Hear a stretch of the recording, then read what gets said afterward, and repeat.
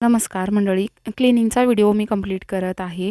तर तुम्ही तर बघू शकता मी माठ वरती ठेवलेला आहे आणि खूप कमी भांडे ठेवलेले आहेत. जेवढे माणसं आहेत तेवढे आणि वापरण्यात येणारे तेवढेच वरती भांडे ठेवलेले आहे.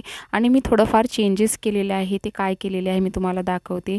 हे जे आहेत ना डबे वगैरे, टिफिन डबे, छोटे छोटे ग्लास, वाट्या हे ठेवण्यासाठी ना मी इथं खालती करून घेतलेलं आहे. कारण वरती जागा पुरत नव्हती आणि ओलं होत होती खूपच मांडणी, म्हणून मी वरती झुरळं वगैरे होता तो ओलं झाल्यामुळं, म्हणून मी ते हे खालती करून घेतलेलं आहे असं सेक्शन छोटंसं. कारण इथं लादी लावू शकत नाही किंवा काही करू शकत नाही.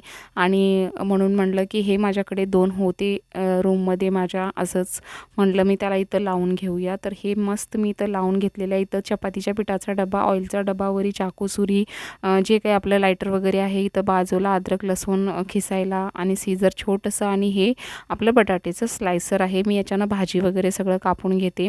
आणि इथं मंडळी तुम्ही बघू शकता हा जो आहे ना ऑइलचा डबा, तो पण मला चेंज करायचा आहे.